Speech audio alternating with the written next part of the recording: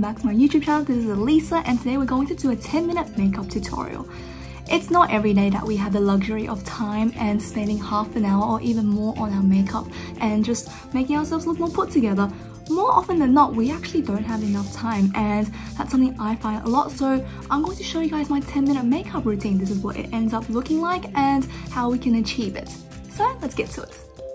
I always suggest we use a primer before our makeup because it really helps the makeup to last and also make it blend out a lot easier. So I like to choose something that is almost like a moisturizer, as it is easy to lather on, and if you really can't find a primer with that consistency, moisturizer does the job as well. Because we are in a rush, it is also important we choose something that absorbs into the skin really quickly and settles down, because otherwise we might risk peeling, and that is just not what we want when we're in a rush and already in a really bad mood.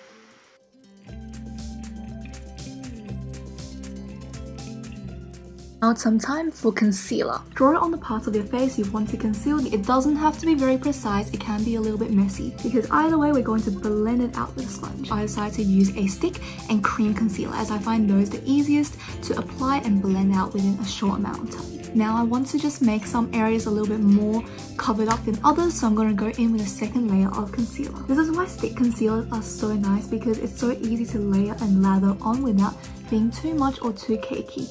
Now we are going to go in with a setting powder and just dust this over the face. Here I chose a really fluffy brush to put my setting powder on my face, because that way it covers more ground, is faster, and also we don't want to risk using a denser brush and making the makeup peel or disrupt it underneath. So it's really important we choose the right type of brush. Now we're going to go in with a face palette. I think this is really convenient because it has everything in there and we can just sweep it in. We're going to use the same brush as our setting powder and just going to sweep in some blush and blend it on our cheeks. We're using the same brush so everything looks more diffused and easier to blend in with each other, and also, mind you, we are on a short time limit here, so same brush does the job. And I'm also going to sweep the highlighter on the top row together and just brush it over my cheeks to give them a more seamless blend and effortless glow from within look. Now that is the complexion done. Now we're going to take the same complexion palette and we're going to actually dip into bronzer shade and use that as our eyeshadow. Just very lightly sweep it on your eyes to give it some colour. Try to go light-handed with this just so it's easier to blend and it's more a wash of colour. Now we're going to get into the core of our makeup. We must remember that the most important part of our makeup are our brows, our lashes, and our lips. They frame our face and it's important to work on those. The complexion should be quick and easy. So I'm going to go in with a gel eyeliner that is simple to use and just quickly wing out my eyes. I am a firm believer that no matter how rushed you are, you always deserve to have beautiful eyeliner. Use your fingers to smudge out the wing so it looks more natural, and there we are. Now let's curl our lashes and put on some mascara. The reason I advocate for eyeliner so much is that I have very short and sparse lashes, so putting on some eyeliner actually makes my eyelashes look longer and more voluminized. So if you don't really have that issue with eyelashes, you can just skip the eyeliner, but for me, it's a must-have. And never forget your lower lashes. Even if you don't have any, try to put some on.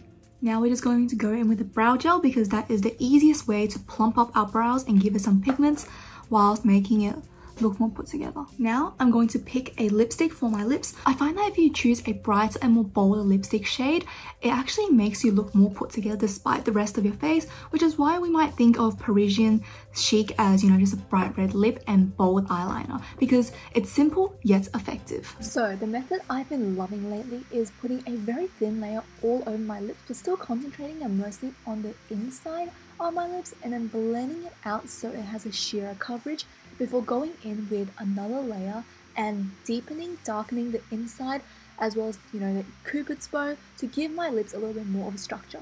During this time, it is so important you cover all of your lips, including the inner corners, not just the center, otherwise it looks a little bit disconnected. Lately, I've been so into this ripe tomato look with a little bit of brown and brick to it.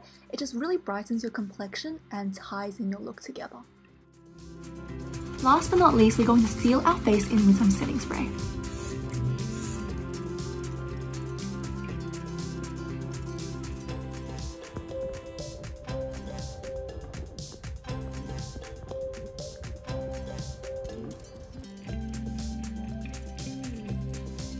there we have it, guys. That is my 10-minute makeup tutorial. I hope you guys enjoyed it and learned something from this.